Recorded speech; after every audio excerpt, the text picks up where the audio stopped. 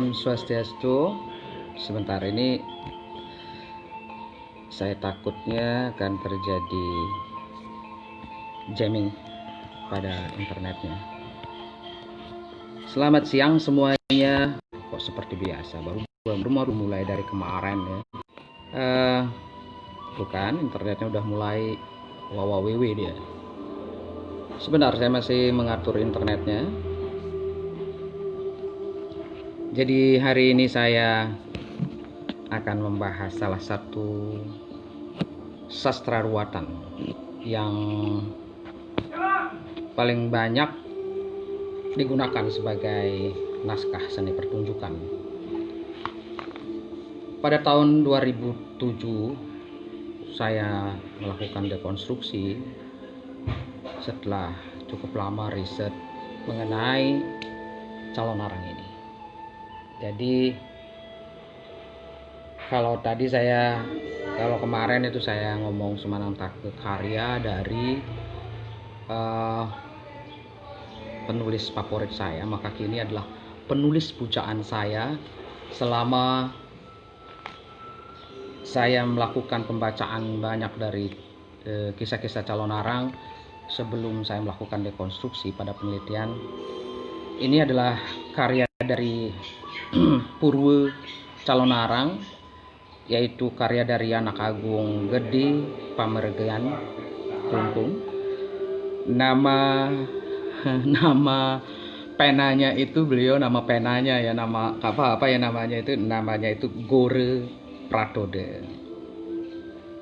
Nah, Gore Pratode ini diperkirakan oleh Ide Wayan Granoke yang pertama mencari data tentang beliau itu adalah beliau itu kemungkinan hidup di antara abad 810 sampai 1892. Beliau adalah adik tiri dari Ide Dewagung Istrikania. Ini pada zaman Klungkung ini kehidupan kesusastraan sebelum perang Puputan Kusambe luar biasa sekali, dan ada 3 sastrawan yang terkenal pada masa itu, pada masa pemerintahan Ide Dewagung Istri Agung Kanie atau disebut Ide Dewagung Balimas. Itu ada juga Ide Pedande Kedirai, dan juga Pedande Ide Dewagung Istrikania juga seorang sastrawan. Nah, Purwe Calon Arang ini memakai bahasa Kawi Bali. Jadi saya seperti biasa minta maaf ya kalau ibu saya teriak-teriak, karena ini jamnya baru habis makan. Terus seperti biasa dia akan teriak-teriak. Nah, beberapa tahun yang lalu Pedande ini ayahnya Ratu Prande di Gripeling Ring Ubud pernah ngenikain saya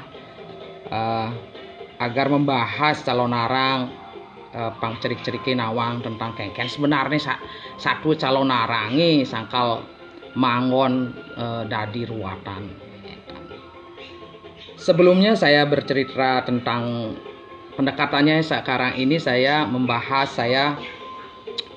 berposisi sebagai pembahas ya dari karyanya calon arang, baik itu versi yang dijadikan babon saduran oleh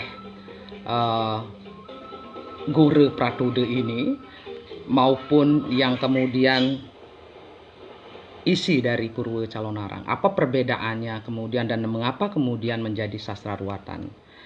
Sebelumnya kawan-kawan pasti tahu bahwa Bali mempunyai tradisi sastra ruwatan. Yang populer tentu adalah Sudemale, mengambil dari Kuntisraya, kemudian Ki Basur, dan yang ketiga itu Dukuh Seledri. Tetapi yang paling favorit, yang spektakuler tentulah Calon Arang. Kita tahu bahwa kita harus mulai mengenal dulu seorang sastrawan pada abad 1810 yang dengan gaya hidup yang luar biasa. Beliau itu elit ya. Pokoknya keren lah pada masa itu. Beliau itu bersekolah di rumah, homeschooling jadinya. Jadi begitu banyak bagawante yang diundang oleh ayah beliau, sehingga beliau belajar homeschooling di rumah. Dan kemudian bersama kakak tirinya beliau bahu-membahu melahirkan karya-karya sastra. Salah satunya karya sastra Gore Pratode ini atau Anak Agung Gedi Pamregan ini adalah Geguritan Duh Ratnayu. Kemudian ada yang menarik yang saya suka, yaitu adalah Kidung Mituturinawak, terus kemudian Angastie, terus Ngiket Ipian. Jadi dia masih usia remaja pada saat melakukan proses yang namanya kalau di Bali nyarangin cerita-cerita tua. Nah, dalam konteks sastra modern, sastra bahasa Indonesia sekarang, inilah yang dimaksud dengan sastra saduran. Dia mempunyai asal muasalnya.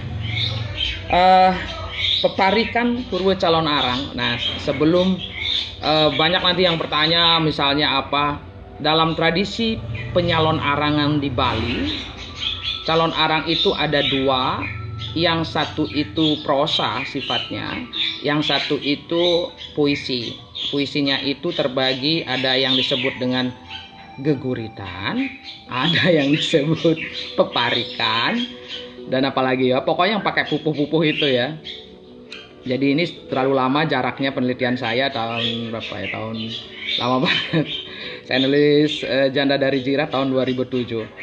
Nah, mengapa saya hari ini membicarakan karya dari Gore Pratode ini?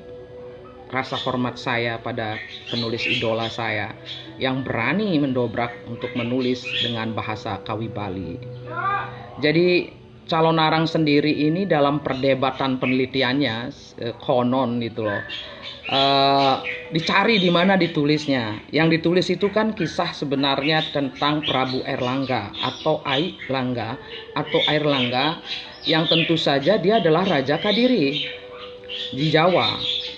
Tetapi kenapa ditulis populernya justru di Bali?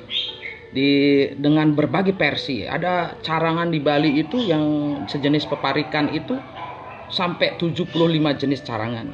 Tetapi yang paling dianggap penulisan yang paling lengkap, mempengaruhi sebagai sastra ruwatan, itu adalah karyanya Gore Pratode ini. Saya membacanya dulu ya. Jadi kalau nanti agak-agak lupa dimaafkan. Tapi saya tahu yang mengikuti live hari ini banyak sakti-sakti, pasti lebih ingat daripada saya pasti. Nah, kita harus memahami dulu Calon Arang ini seperti apa, kenapa dia menjadi sastra ruwatan, kenapa di Bali dahulu ketika terjadi pandemi seperti sekarang pasti ada cara ya. Di Bali itu ada ngelawang misalnya menjelang galungan ya, dari anak-anak melakukan ngelawang misalnya itu. Terus kemudian ada apalagi penyakit penude yang diobati dengan penude. Kemudian yang ketiga itu adalah ya ini ngeruat. Ngeruat ini dengan ngelukat. Tetapi di mana sebenarnya sumbernya? Karena kalau Anda membaca semua tatwa, apakah itu tatwa dari Siddhanta ataupun dari Buddhis, itu akan sulit mencari padanan mengenai kenapa dia begitu luar biasa memuja Durga ini. Nah, kita harus tahu bahwa dalam penelitian ini ya, bukan saya. Jadi teman-teman yang di luar Bali, bukan saya. Ini penelitiannya ternyata Calon Arang ini ditulis sekitar abad 15-an. Justru di era Watu Renggong. Di Watu Renggong di Bali. Jadi waktu itu Watu Renggong sudah otonom, tidak lagi di bawah Majapahit. Dari transisi ketika Majapahit akan kolaps sebagai kerajaan. Nah, Watu Renggong itu pada era Watu Renggong ini ternyata seorang impresario, orang yang sangat senang mendanai gitu loh, kodifikasi karya sastra. Beliau sangat sibuk, beliau paling lama berkuasa di Bali, hampir 76 tahunan kayaknya dia berkuasa. Nah, kemudian ditulis gitu di kolopunnya, kalau Anda mencarinya itu diduga di Cemara Semadi. Cemara Semadi ini adalah kawasan di lingkar di bawah Gunung Agung. Diduga itu adalah di Sidemen sekarang, Singarsus sekarang. Itu di sana karena sampai sekarang di sana ada yang namanya Bukit Cemara dengan goa-goanya. Ya, kalau Sugilanus nonton pasti dia akan tertawa dan kemudian ngeplain kepala saya. Jadi apa yang ditulis oleh Gore Pratode ini maupun dari babonnya, maksud saya, jadi ini ada satu karya namanya, kalau dalam konteks penelitian sastra secara akademik dia memakai kode. Kalau Anda ke Leiden, Anda ke ke Gedung Kertie, dia pakai kalaupun nomor LOR gitu loh. Tetapi dalam tradisi Bali, maka yang dijadikan babon oleh Gore Pratode ini itu yang disebut babat calon arang. Nah, babat calon arang ini memakai bahasa Kawi Kuna. Ya, zamannya Watu Renggong itu hampir semua penulisan sastra memakai Kawi Kuna, Kawi Jawa itu. Nah, di era Kelungkung justru memakai Kawi Bali. Jadi ada perubahan. Karena itu secara secara ortogenetik gitu, kalau dalam sistem teks itu memang sampai intrinsik itu terjadi perubahan besar-besaran ketika era Kelungkung ini. Jadi tidak hanya dalam bentuk, tidak hanya sekedar menyadur, tapi dilahirkan kemudian begitu banyak istilah baru, begitu banyak peristiwa-peristiwa mistis baru dan sebagainya.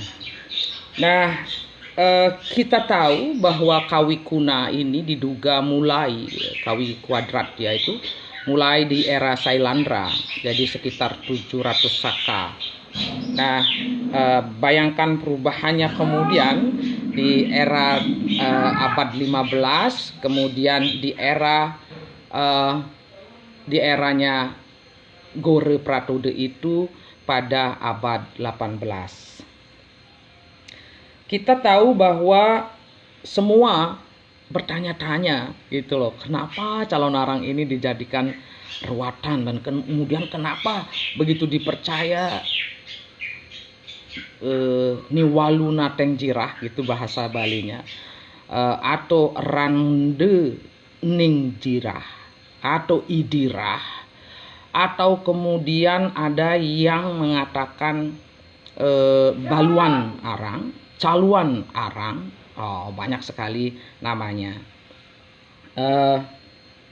Kenapa dia begitu luar biasa dalam perannya dalam sastra ruatan yang kemudian dimainkan dengan konsekuensinya bukan mistik loh, magic, magis. Itu dipercaya sekali oleh orang Bali, dan itu adalah salah satu tradisi pengobatan dengan seni. Dari mana asalnya? Kenapa bisa ada? Nah, ternyata dalam penelitian saya itu munculnya itu bagaimana adegan-adegan yang sampai ngunying dan sebagainya itu justru pada karya Gora Pratoda ini.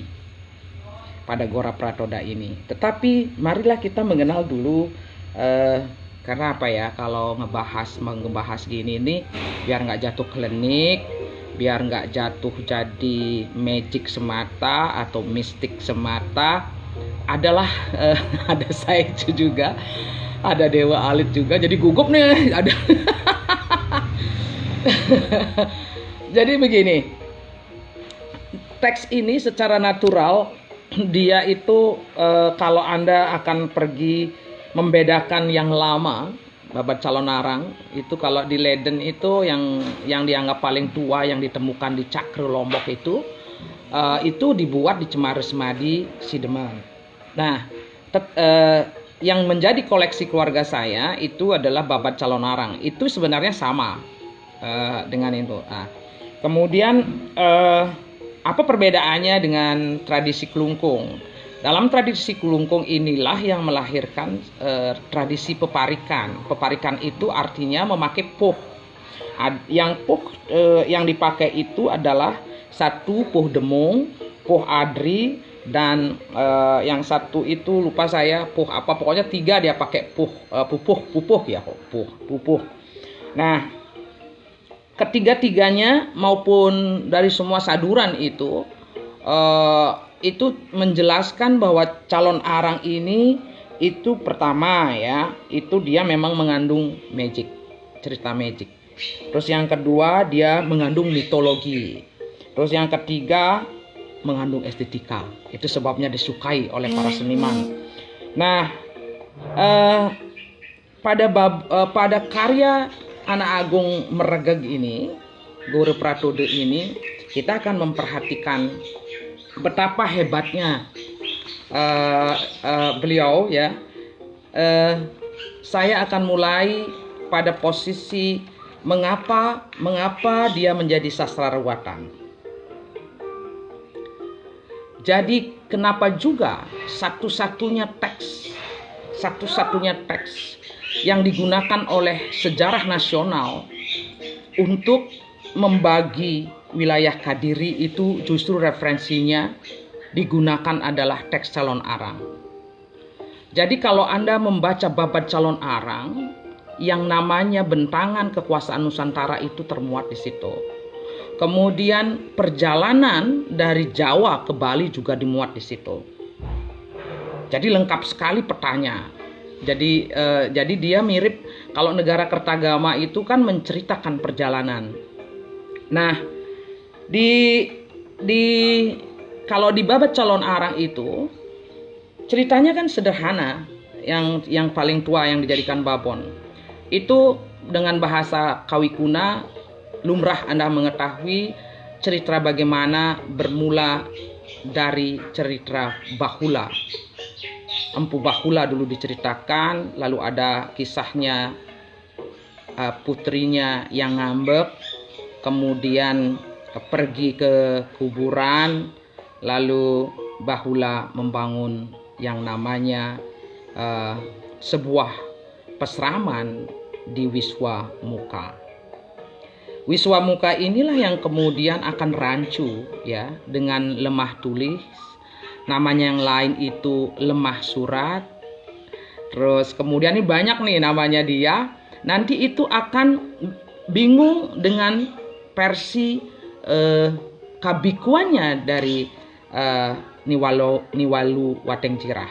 Pertanyaan yang kedua lagi, siapa suaminya Niwalu Natengjirah? Dalam versi dongeng itu selalu dikaitkan dengan kuturan, karena nanti versi kuturan ketika dilobi oleh Bahula di akhir kisah Calon Arang ini untuk pembagian kekuasaan putra dan kemenakan dari Airlangga itu berkaitan dengan kuturan di Bali. Tetapi tunggu dulu ya, kita sabar dulu karena dalam babat Calon Arang ternyata suami dari Niwalu Watengjirah itu berbeda. Dan ada juga versi Calon Arang yang menyebut itu ada kerajaan yang namanya Kerajaan Dirah. Raja Dirah itu meninggal, istrinya inilah Rangda Ningjirah, Niwalu Watengjirah dengan putrinya Diah Ratna Manggali. Bayangin, ini banyak sekali versi-versinya. Nah, kita akan mengapresiasi karyanya Gore Pratode ini yang luar biasa. Menulisnya konon tepatnya 1709 Saka. Kalau saya salah tolong dikoreksi, ditambahin 86 apa 96 ya. Itu dia abad 18-an jadinya memang. Nah, yang ditulis inilah yang sebenarnya mempengaruhi kenapa calon arang ini menjadi sastra ruwatan di Bali. Nah, sastra ruwatan di Bali ini menyangkut salah satunya di dalam karyanya Gore Pratode itu. Kalau saya bandingkan dengan babat calon arang yang tidak ada di babat calon arang, di babat calon arang yang berubah misalnya. Kalau pada babat calon arang itu di sana jelas Buddha Tantrik. Ratna Waluna Tengjira, Bahula, Kuturan itu penganut Buddha Tantrayana. Nah, pada era penulisannya itu kemudian ketika mengalami penyaduran-penyaduran, ada bergeser itu menjadi Siwa Buddha Tantrik. Nah, pada era Klungkung itu terasa Siwa Tantriknya lebih kuat, Buddha Tantriknya melemah. Jadi ada pergeseran. Kalau pada babat calon arang itu, ini saya hanya membahas dari kenapa dia menjadi sastra ruwatan terhadap apabila terjadi pandemi. Kalau sekarang kan nggak boleh nungentasin itu, harus jaga jarak kita. Tapi kenapa sastra ini jangan-jangan cukup dibaca aja mungkin bisa jadi penenang gitu ya. Nah, pada babat calon arang itu disebutkan Manca Desa. Anda yang biasa memahami tentang pecaruan, tentang Manca Desa itu awalnya itu muncul justru di babat calon arang. Nah, kemudian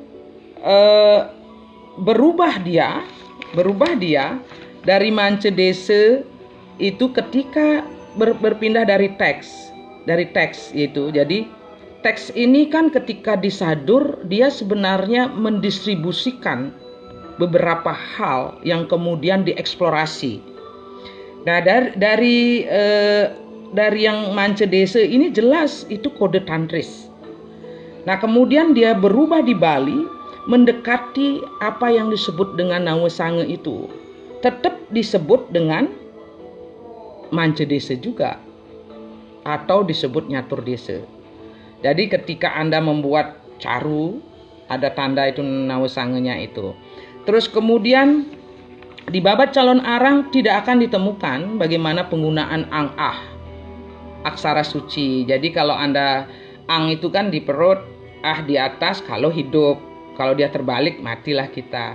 Jadi di karya Gore Pratode ini jelas dia menggunakan dasa aksara.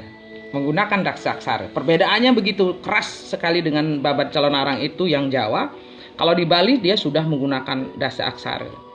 Kalau sudah ngomong soal dasa aksara berarti Anda harus tahu tentang panglukun aksara. Artinya, nah ini. Itu artinya pasok wetu. Kalau pasok wetu itu dekat. Ada unsur nyiwet tengennya. Nah, kemudian dalam karya Gore Pratode ini kita pertama kali akan menemukan istilah Dharma Caruban. Dharma Caruban itu ilmu memasak.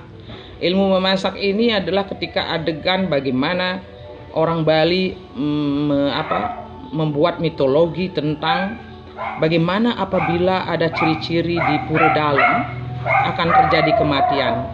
Maka akan terjadi orang seperti orang hebat, mempersiapkan ngebat itu, kelebug seperti itu. Nah, di sana dimuat di karya Gore Pratode ini berisi tentang Dharma Caruban. Lalu yang sangat mengherankan itu di dalam karya Gore Pratode ini juga disebutkan tentang Manca Bali Krama. Nah, kemudian penggunaan trikona.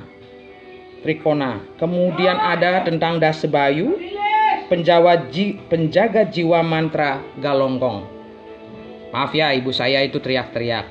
Jadi biasa, tadi baru habis maem, jadi sekarang tuh mintanya permen. Permennya belum datang.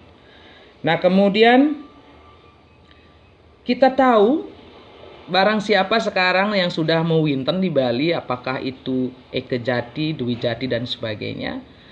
Kapan itu mulai?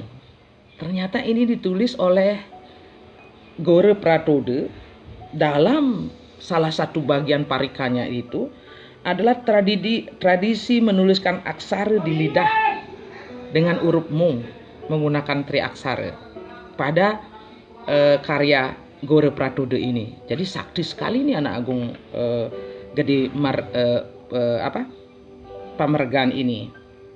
Lalu mengenai atetoyan, tradisi melukat menggunakan tirta, itu justru dikeluarkan oleh Gore Pratoda ini.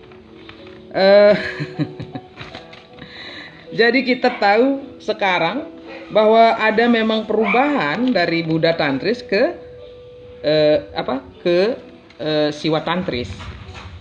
Kita mengetahui sendiri kalau kita kembali kepada kisah calon arang lama, dalam pendekatan historisnya misalnya posisi Wurawuri yang terpengaruh oleh Sumatera, Sriwijaya, ataupun kalau memakai pendekatan sastranya itu kita bisa sampai jauh menuju kepada yang sekarang menjadi Candi Boko itu sebenarnya adalah pasramam pertama tentang Buddha.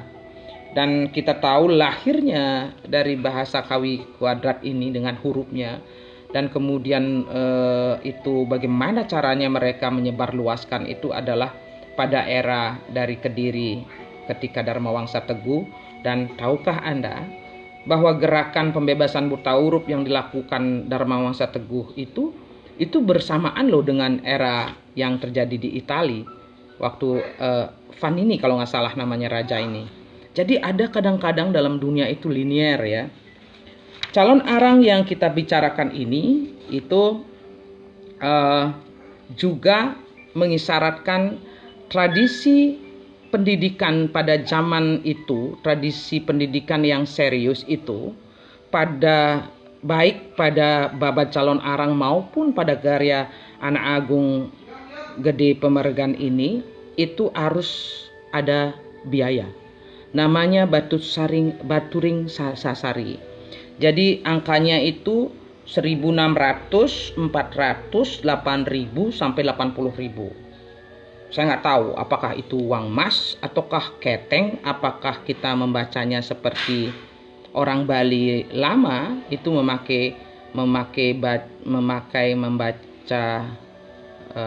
nilai uangnya itu dengan asuku, ma dan sebagainya. Nah, kemudian dari awal baik babat calon arang maupun pada tradisi Bali ini yang diwakili oleh karya Gore Pratoda ini itu menyebutkan tak ada pohon beringin yang tak sakti. Kemudian mengenai sirih tetapi jumlahnya 27 dan berisi kapur sebagai saksi dari proses inisiasi. Jadi dua-duanya ini similar. Itu sebabnya dia antara Siwa Buddha Tantrik, Tantrayana, kemudian yang awalnya itu bermuara pada Buddha Tantrik, Siwa Buddha Tantrik, kemudian Siwa Tantrik. Anak agung Pamergan dapat dimengerti karena hampir semua Bagawante, guru-guru beliau, basisnya di Siwa Tantrik. Salah satunya itu pedanda dari Geriye Cucukan, dari Geriye Pidade, pokoknya 4 dia mempunyai guru. Saya ini agak lupa karena panjangnya jaraknya, saya nulisnya itu tahun 2007. Nah, kemudian kita akan ngebahas bagaimana karya ini tentang yang disebut dalam istilah istilah dari text of magical nature. Jadi kalau Anda belajar tentang sosio-religius, maka kita bangsa Indonesia ini, Nusantara ini berbahagia sekali mewarisi tradisi pengobatan justru dengan sastra ruwatan. Nah, sastra ruwatan ini salah satunya ya ini. Saya kira di banyak daerah di seluruh Nusantara itu pasti ada cerita-cerita yang dianggap akan memberikan kisah. Nah, mari kita akan membandingkan bagaimana sastra ruwatan ini besar pengaruhnya pada pengobatan di Bali, pada tradisi pengobatan, kemudian pada tradisi percaya pada tubuh. Kalau Anda pernah membaca Sari Sangu Sarire, maka di sana akan disebutkan bagaimana Ratna Manggali, calon arang dan sebagainya itu ada dalam proses posisi yang penting sekali dalam proses pengobatan. Kita juga tahu bahwa pada Waraspati Kalpe, jadi bukan Waraspati Tatwe, itu juga memuat nama bahkan diletakkan di lidah. Saya akan membacakan salah satu contoh bagaimana pengaruh karya dari calon arang ini ke ke tradisi pengobatan kita dan tradisi pada pengeruatan ini. Nah, Setre Gandemayu, ngaran cantik kekulungan, ngaran led-ledan, boye calon arang. Jadi ada juga kontraproduktif pada Sari Sangu Sarire ini. Kemudian Setre Gandemayu adalah ujung tenggorokanmu. Itu adalah cantik kekulongan. Jadi di bawah kalau ada orang kalau anak-anak kecil itu yang operasi di sininya itu. Nah, itu ada di Sari Sangu Sarire. Kemudian Anda pasti akan terkejut. Pada Sari Sangu Sarire itu, Ratna Manggali itu ditempatkan sama loh dengan Dewi Saraswati. Dia Dewi Saraswati, ibu saya ini teriak-teriak loh. Dia merupakan kamimitan. Jadi berdasarkan leluhurnya. Jadi ada penyatuan antara yang disebut dengan tradisi menempatkan Uma, Dewi Laksmi dalam Maya Kresna, bahwa di dalam itu kalau di Prajapati itu bukan Siwa tetapi Brahma. Jadi saktinya itu Saraswati. Dan pada Ratna Manggali inilah kemudian disamakan mantranya. Nah, lalu pada Sang Hyang Aji Saraswati, kalau Anda membaca dengan sangat tekun, sangat serius gitu, itu juga Anda akan menemukan di mana letaknya Betara Guru dan di mana letaknya Kalika dan kemudian Rangda Engjirah ini. Nah, pada teman-teman yang barangkali yang suka belajar tentang kawisesan, pengertian kawisesan ini juga bermacam-macam. Kalau dari Paniti Gametirta dia akan berbeda dan sebagainya. Nah, kita kembali kepada karya Gore Pratode ini, anak agung Gede Pamregan ini. Dia tidak seperti tradisi menulis kekawin loh. Jadi dia itu parikan, jadi dia menulis dengan gaya baru. Tetapi ketika saya melihat posisi babat calon arang, ternyata di atas Manggale itu, kalau dalam kekawin kan pasti berisi pemujaan kepada Betara apalah, dewa apa, tentang ajarannya yang nulis dan sebagainya. Ini kalau babat calon arang dari pemadenya, dari Om Swastiastu, Om Awigenem Astu, langsung bercerita tentang Bahula. Nah, begitu pula cerita yang dipakai, peparikan yang dipakai oleh anak agung Gede Pamregan itu juga langsung. Jadi tidak ada Manggale pemujaan. Jadi itu sebenarnya. Nah, dari situ kita jadi mengetahui juga bahwa tradisi ruwatan ini munculnya begitu banyak, justru informasinya itu loh didapatkan dari karya Gore Pratode ini. Nah, kita akan mencoba untuk melihat beberapa pernyataan karya-karya dari Gore Pratode ini. Saya semoga saja tidak meleset karena saya sudah lama sekali tidak memakai membacanya.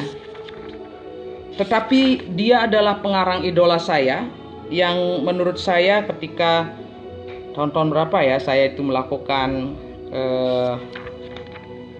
penelitian tentang calon arang, yang bagian dimana menunjukkan kok bisa ya orang calon arang itu pakai ngunying-ngunying dan kerauhan itu adalah pada bagian dari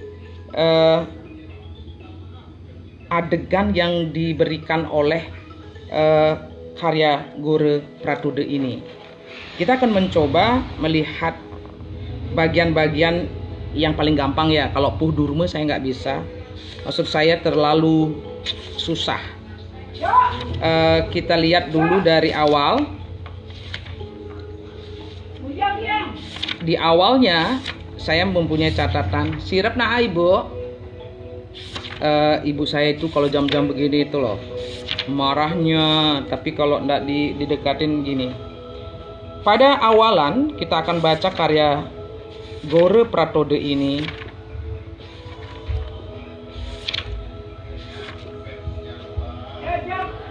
Dia memakai Puh Durme wonten rakwe carite winarneng kune. Jadi kita bandingkan saja dengan karya babadnya. Pada babadnya itu justru ditulis awi genamastu anete wuwusen sire sang mahetuhe. Jadi sebenarnya sama, umajaraken rikatatuan sire Sri Empu Baradah. Ini juga tentang Empu Baradah awalannya. Jadi Baradah itu mengawali selalu cerita bagaimana pasramanya dan sebagainya. Lalu ada perbedaannya yang jelas kalau babat calon arang itu tentang posisi lemah tulis. Kalau lemah tulis dalam babat calon arang ataupun dalam sejarah kita itu samar. Semua menduga di Jawa loh. Ternyata kalau lemah tulis dalam versinya Gore Pratude ini justru ada di Segara Rupit. Jadi di Bali. Jadi Baradah ini sebenarnya juga ada di Bali. Nah, kemudian pengertian Gandamayu, setra yang digunakan oleh Niwalung Natengjirah ini berdiam itu gande itu artinya bau. Mayu itu artinya mayat. Nah, huburan itu yang disebut setre sekarang itu, setre itu adalah tegalan. Jadi zaman dulu itu tradisinya itu mayat itu ditumpuk-tumpuk loh di sebuah tegalan gitu loh. Kayak seperti itu zaman dahulu.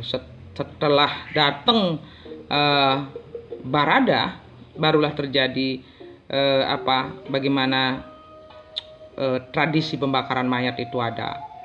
Jadi itu dulu pengantarnya tentang calon arang sebagai sastra ruwatan berbasis pada karya dari Gore Pratude, seorang pengarang yang luar biasa sekali di zaman abad 18 era Ide Dwagung Kanie menjadi raja. Kita perlu sekali untuk melihat kemungkinan bagaimana caranya orang di zaman dulu mengatasi pandemi. Ya, pandemi itu penyakit pada saat itu tuduhan memang diarahkan kepada Niwalu Natengjirah ini, orang mati itu tanpa alasan. Nah, dan kemudian muncullah dari Baradah sendiri melakukan ruwatan. Ruwatan ini kemudian melibatkan sebuah kitab rahasia namanya Sangyang Libyakara. Ini cerita baik kedua-duanya, mau babat calon arang maupun karyanya Gore Pratude menyebutkan tentang Sangyang Libyakara ini. Jadi barangkali gitu loh, meskipun kita tidak mungkin melakukan pementasan dengan calon arang, jadi kita tahu persis bahwa pandemi di masa lalu itu ada, dan kemudian tradisi mance dese, catur dese, nawe sange dan sebagainya itu ada dari zaman dahulu. Dan ini selalu berkaitan dengan sebuah tradisi yang menganggap pengobatan secara tabu. Jadi di Bali itu banyak sekali pengobatan secara tabu. Misalnya orang lengah buah ya, Itu dicariin kepala yang gundul, dicuci terus dikasih minum biar dia muntah. Terus kalau misalnya apa ya, anyang-anyangan itu kan ditegul, justru diikat apa namanya itu teh, ibu jarinya. Terus kalau sule misalnya, sule perutnya masuk ke dalam, pusarnya masuk ke dalam, itu dikisi apa tuh, tembakau. Banyak sekali pengobatan penude penyakit tabu ini dilakukan di Bali zaman dulu dan selalu berkaitan sebenarnya dengan tradisi ruatan melalui sastra ini. Nah, karya Gore Pratoda ini keren banget ya. Dia itu adik dari Raja Klungkung. Itu dengan sangat-sangat cemerlang pada saat itu mengawali mungkin ya, menulis dengan sangat berani dengan bahasa Kawi Bali. Beliau sangat jarang ya disebutin namanya di Bali hanya oleh yang senang-senang sastra, tetapi sebenarnya menurut saya ya, bukan pada kualitas karya saja beliau menunjukkan kehebatan, tetapi keberanian loh memasukkan unsur-unsur khas Bali, dan itu menjadi mempengaruhi sekali pada tradisi ruatan kita, pada tradisi pecaruan kita. Terus kemudian istilah petoyan, melukat, meruat, kemudian tentang nawesang, penggunaan itu, mance Bali krame dan sebagainya luar biasa sekali. Patut diduga bahwa dari era Watu Renggong sampai ke eranya Klungkung, kodifikasi, maksud saya penulisan tentang upacara, penulisan tentang Banten dan sebagainya itu dilakukan karena geng penguasa masa itu tuh memang menjadi impresario sepertinya untuk begitu banyak membiayai para sastrawan ini untuk kemudian melakukan penulisan-penulisan yang luar biasa. Jadi pada saat pandemi ini kita duduk di rumah seperti ini, sangat indah kita duduk bersama ya untuk apa ya, ngebahas beberapa hal, siapa tahu itu berguna untuk kita semua. Gitu semuanya. Jadi saya memang sengaja pendek aja ngebahas calon arang karena calon arang kalau secara teks itu besar sekali pengaruhnya pada proses pengobatan, pada proses sosiolog religius, juga menyangkut mistik, menyangkut seni pertunjukan, menyangkut penaksuan, taksu itu juga ada dalam calon arang. Jadi Anda jangan ragu kalau misalnya sekarang ada yang memilih adegan waktu beringin yang rebah dan sebagainya, versi di babon calon arangnya itu agak sedikit berbeda. Kalau karyanya Na Agung Meregeg ini, Pemeregaan ini jauh lebih apa? Oh ini ada Juli. Kalau membaca karyanya Gore Pratoda itu lebih romantik. Adegan pacarannya Bahula dan Ratna Menggali itu lebih panjang. Tapi kalau pada babon calon arangnya enggak. Jadi terjadi diskusinya itu sangat ideologis sekali. Jadi bagaimana mungkin gitu loh Sangyang Lipyakara, ajaran yang baik itu kemudian bisa ditafsir sedemikian rupa oleh calon arang menjadi sebuah kekuatan yang sangat-sangat luar biasa. Kita tahu bukan bagaimana juga lab-lab pengetahuan kita, laboratorium kita tujuannya mencari obat, bisa muncul penyakit. Di Bali tradisi mengetahui apa sebabnya sakit itu ada dalam calon arang yang mendasari, yang menginspirasi. Karena itu pada usade misalnya ya, yang tidak populer ini bagi kita semua sekarang ada namanya usade tantri. Usade tantri itu masuk dalam cerita bagaimana cara mengobati. Rajanya dianggap terikat, terangkeng di tengah lapangan, lalu diobati oleh rakyatnya. Jadi wisada tantri ini biasanya digunakan pada desa-desa tua. Nah,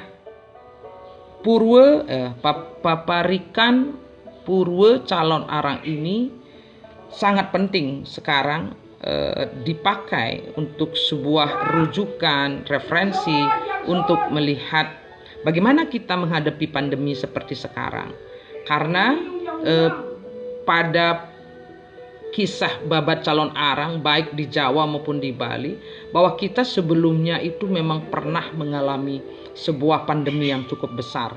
Meskipun kemudian menggunakan metafor, menggunakan apapun ceritanya, kenapa bisa terjadi wabah yang besar membunuh satu hari itu bisa sampai bertumpuk-tumpuk mayat katanya pada masa itu. Orang sudah sampai putus asa dan gila, dan raja sampai ketakutan. Mengerahkan tentara bahkan kemudian terjadi mengalami kena wabah. Bayangkan. Dan anehnya dalam cerita itu yang muncul menjadi penggagas dari adanya wabah itu adalah Caloan Arang itu.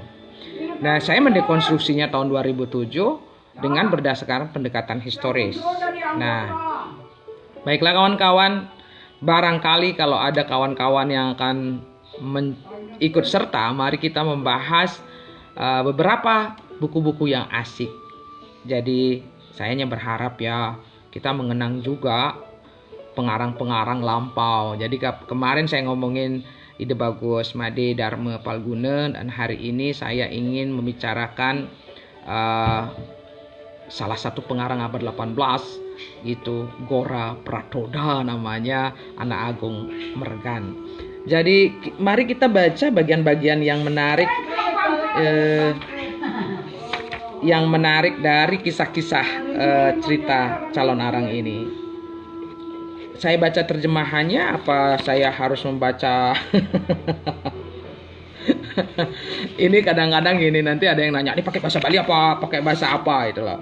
Ini pakai bahasa Kawi kayaknya, tapi sudah nanti saya terjemahkan sedikit-sedikit untuk menunjukkan, namanya aja kan apresiasi buku. Makanya saya sebut buku itu karena apa? Cuman beda media kan. Kalau dulu pakai lontar, kalau sekarang ya pakai kertas. Kalau dulu itu dicetak manual, kalau sekarang itu kan ke pabrik. Tapi makna ceritanya kadang-kadang jauh lebih dalam yang dahulu. Nah, tetapi pada kasus teks Calon Arang ini, Anda bisa melakukan pendekatan dari Barton, bagaimana distribusi teks ini.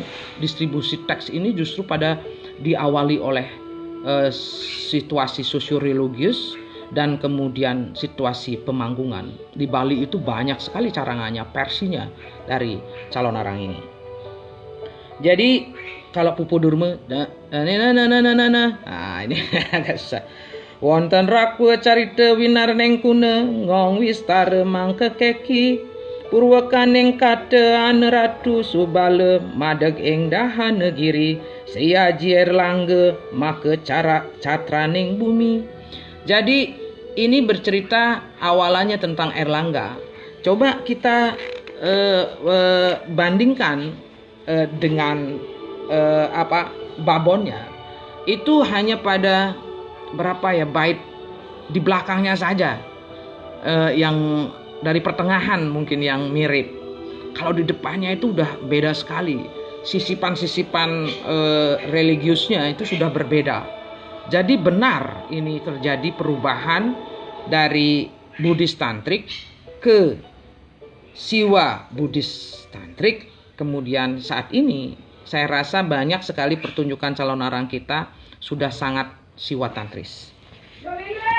Nah, teman-teman yang lainnya sebenarnya kalau mencari Gora Pratoda ini atau membaca lagi kisahnya ini adalah untuk tujuannya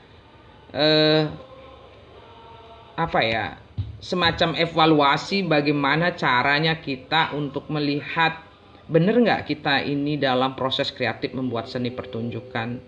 Karena kalau seni pertunjukan kita itu menjauhi teks sekali, itu fungsi religiusnya, sosioreligiusnya itu akan berkurang. Jadi pada karya Gora Pratoda ini, Ide Anak Agung Gede Pamregan ini, itu benar-benar seperti panduan sebenarnya untuk apa-apa yang harus dilakukan ketika terjadi pandemi. Meskipun diceritakan di sana bahwa ada satu adegan ketika usai wabah itu berlalu.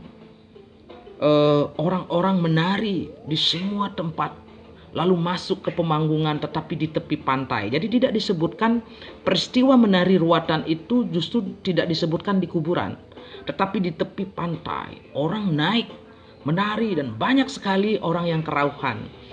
Jadi sampai legalah mereka. Bayangkan ada satu kata yang menarik, keriangan itu sampai memasuki dasar samudra, dan segala mala, segala duka yang dirasakan berbulan-bulan lamanya itu sirna sudah. Jadi luar biasa sekali ya, untuk menceritakan habis pandemi itu lalu raja mengadakan sebuah upacara pergi ke laut, dan kemudian ada sebuah panggung, mungkin kayak kita festival di tepi laut, orang menari bersama-sama, dan kemudian banyak orang mengalami trans. Nah, itu mungkin awalan dari kenapa kemudian pencalon larangan itu lahir di Bali. Dan tentu kepengaruhan dari posisi anak agung gede Pamregan ini besar mempengaruhi kenapa pencalon larangan ini kemudian menjadi salah satu sastra ruatan yang paling penting di Bali, di samping Sudemale, kemudian Basur, kemudian Seledri. Silakan Anda mencari begitu banyak informasi tentang Calon Arang. Ada Mbok Yuli kalau pas ke Belanda, ke Leiden, itu lontar aslinya salah satunya sudah ada di situ katanya. Tetapi kalau saya baca dari salinannya yang saya dapatkan, ya sebenarnya isinya sama dengan Babat Calon Arang. Jadi sekarang itu sebenarnya di Bali sangat menggembirakan karena mengakses salinan-salinan lontar itu bisa di mana-mana sebenarnya. Ini berkat kerja keras anak muda Bali sekarang. Nah, sekarang tinggal kerja keras teman-teman dari seni pertunjukan, para senimannya, untuk tidak terjebak pada pencalon arangan yang akrobatik. Jadi harus dikembalikan pada posisi teks sosioreligius. Jadi di Bali itu ada masuk unsur dalam pembangunan calon arang itu sebenarnya ada cecangkriman. Terus kemudian cecangkriman ini kan sebenarnya ngempuang sebenarnya sel-sel terkecil yang menemani kita dari lahir itu, para babu disebut babu bajang dan sebagainya itu ditenangkan dengan cecangkriman. Kemudian kalau dia bajang itu bayangan tubuh kita, jadi dia mengandung DNA dari kita loh, itu ditenangkan oleh beberapa upacara, dan itu semuanya dengan lagu loh, dengan nyanyian loh ditenangkan. Saya kadang-kadang berpikir begini, jangan-jangan virus corona ini memang senangnya itu suasana riang-riang, gembira, kemudian harus sendiri-sendiri, ya sama mungkin prosesnya seperti yang dihadapi ketika pandemi itu terjadi. Ya nanti kita ke Belanda untuk mencarinya. Nah, kawan-kawan, di samping menarik ketika kita membahas beliau sang pengarang ini dan karyanya, dan apa sebabnya karya Purwe Calon Arang ini dengan berapa versinya pun Anda mainkan sekarang dalam penyalon arangan, ataukah Anda menyerempetkan sedikit ke adegan Sudemale, tetap harus diakui bahwa Gore Pratode ini, nama pen name-nya beliaulah yang mempengaruhi sistem ruatan seni pertunjukan di Bali yang berbasis pada penyalon arangan. Mau itu mengambil tentang waringinnya kayak apa dan sebagainya, tetapi yang pasti beliaulah yang menuliskan bahkan sampai tentang perlunya melakukan mance balik rame. Dan ini yang membuat saya sungguh-sungguh luar biasa merasa bahwa kita masih punya harapan yang sangat luar biasa dalam soal mendorong masyarakat kita baik di Bali maupun di seluruh Nusantara, karena hampir semuanya pasti mempunyai kekuatan cerita-cerita yang akan mendorong kita semua untuk mentaati dari imbauan pemerintah, jaga jarak, cuci tangan dan sebagainya. Karena secara insting kita tahu loh, virus ini tidak nampak, tidak nyata. Gimana caranya menghadapi? Kan disarankan biar gembira, imunitasnya akan membaik. Kemudian tenang, imunitasnya akan baik dan sebagainya. Kalau Anda baca adegan Baradah ketika bertemu dengan Niwaluwateng Jirah, itu jelas loh. Sarannya itu adalah apa?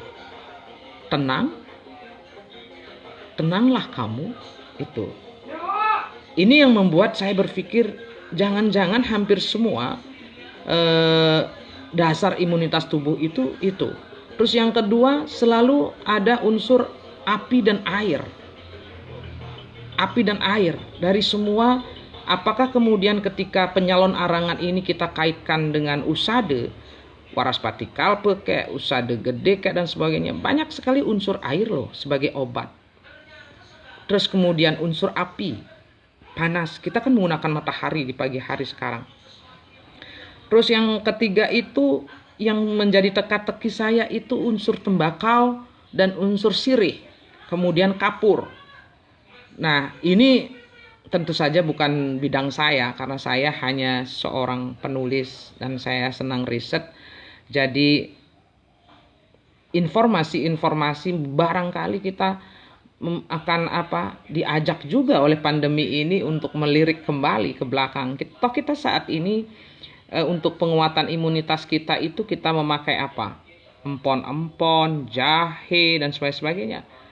Dan Anda tahu dalam calon arang, babon calon arang, bukan yang dia kan, kisah tanaman itu banyak sekali. Dan dalam tradisi yang kita kaitkan misalnya tentang Gandemayu, syarat dari sebuah setra disebut Gandemayu, itu syarat pohonannya luar biasa loh.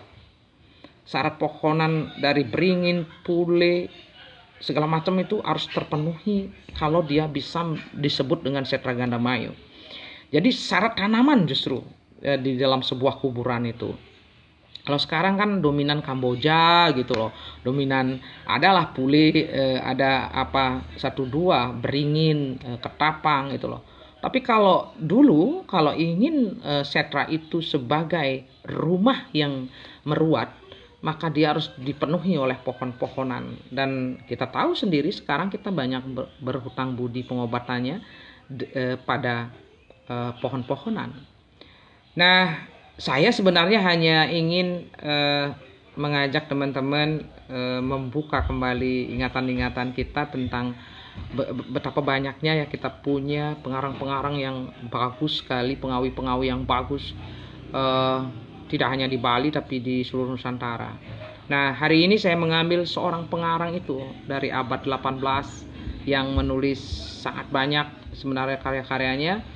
Dan salah satunya yang berkaitan, yang mempunyai dari masa lalu, masa kini, bahkan ke masa depan. Karena apa? Dia berkisah tentang sebuah pandemi yang terjadi dan bagaimana masa era itu menghadapinya. Dan kemudian menginspirasi, bahkan mempengaruhi keputusan kebijakan mengenai sosiologis. Sampai masa kini loh kita masih melakukan banyak sekali pertunjukan calon arang.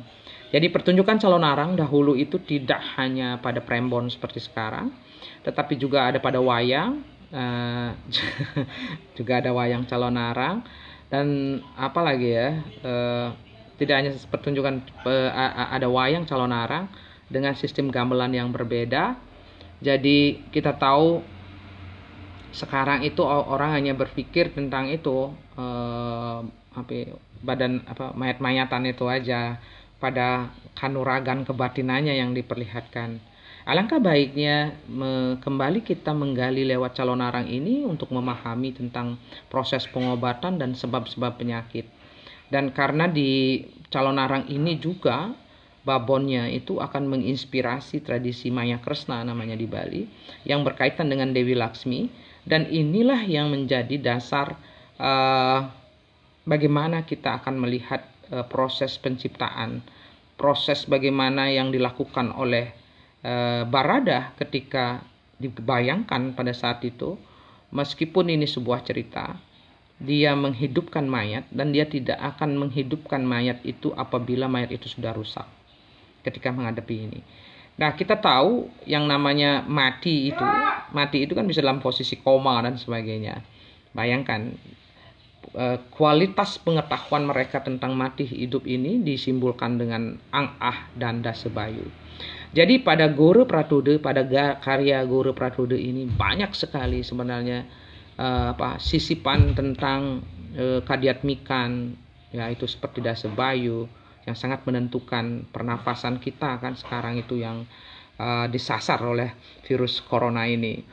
Luar biasa sekali. Jadi mari kita berterima kasih kepada Anak Agung Gede Pamregan. Ibunya itu dari desa Pamregan Klungkung, ayahnya adalah Raja Klungkung. Dia bersaudara dengan Ratu, seorang Raja Putri Ide Dwagung Istri Kania, dan kedua-duanya itu menjadi penyair besar, penulis besar pada abad 15 dan masa kini. Karya-karyanya itu tidak sekedar hadir, tetapi justru memberikan inspirasi dan mempengaruhi sekali keputusan sosiologis kita. Manfaatnya sangat besar sekali. Kini kita bisa merenungkan karya-karya mereka. Sama seperti kemarin ketika kita membaca Sumanang Take, kita tahu bahwa kita bersiap menjaga tubuh kita untuk menemui kematian yang indah. Kalau yang sekarang ini, ternyata bagaimana caranya kita untuk mempertahankan hidup dari pandemi itu, bahwa banyak hal bisa kita lakukan sekalipun dari dalam rumah. Oke, saya itu dari tadi ngebut saking semangat luar biasa untuk menceritakan kisah calon arang ini. Dan bagi teman-teman yang senang misalnya menari calon arang dan sebagainya, ya carilah bahan-bahan baru tentang calon arang, karena saya bocorin ya, hampir 75 carangan loh tentang calon arang ini. Nanti kalau habis pandemi ini, siapa tahu ada yang menjadi impresario, kita akan melakukan pementasan bersama, semua harus ikut menari dan kemudian melegakan diri. Nanti kalau sudah tidak lagi harus jaga jarak kan. Jadi semangatlah semuanya, semoga ngobrol buku. Nah, ini sebenarnya dalam bentuk lontar, tapi kan mediumnya aja yang berbeda. Nah, saya sudah mengenalkan Gora Pratoda, Anak Agung Gede Pamregan, salah satu yang besar sekali pengaruhnya pada proses yang namanya mendistribusikan teks sekaligus melakukan perubahan secara dinamis pada intrinsik teksnya. Bayangkan tuh, dia melakukan kudeta pada intrinsiknya bahkan. Itulah yang dilakukan oleh Gora Pratoda. Itu di abad 18 loh. Karena itu saya menghantarkannya kepada Anda. Silakan cari salinannya dan silakan jangan hanya berhenti pada terkagum-kagum pada keaengannya Rangde atau menusuk badan dengan keris dan sebagainya, tetapi mari cari filsafatnya, mencari maknanya, mencari inspirasinya. Bagaimana calon arang ini?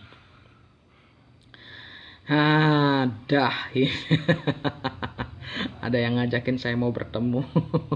Iya, semoga saja. Tetapi yang pasti saya saat ini memutuskan bercerita tentang sasar-sasar ruatan ini, meskipun tentu saya minta maaf kalau ada gangguan karena ibu saya itu demensia. Jam-jam tertentu dia akan teriak, padahal nggak perlu ini.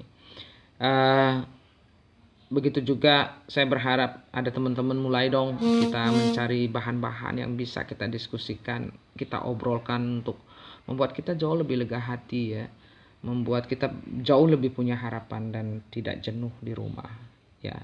Daripada, bukannya tidak penting sih ngikutin informasi, tapi kalau terus-terusan ngikutin informasi deg-deg plus loh perasaannya. Baik semuanya yang sudah mengikuti Suksme ping banget, benjang wantah wenten galah. Besok kalau ada waktu saya akan mencari barangkali yang mana lagi sastra ruatan itu, dan semoga aja saya bisa jauh lebih pagi sehingga tidak mengganggu Anda semua. Saya Cu Anwar yang setia dari kemarin. Makasih. Jadi gara-gara nemuin tulisannya Gespal saya kemarin buka lagi nih cerita yang pernah dulu saya penelitian. Jadi hari ini saya cuma bisa membawa Gore Pratoda. Besok mungkin saya milihkan yang lain. Oke, sampai jumpa Bu Juli. Sampai terima kasih Suksma. Jangan lupa nanti mendengar siaran langsungnya Mahima untuk mendongeng loh. Oke, sampai jumpa besok. Dadah dadah.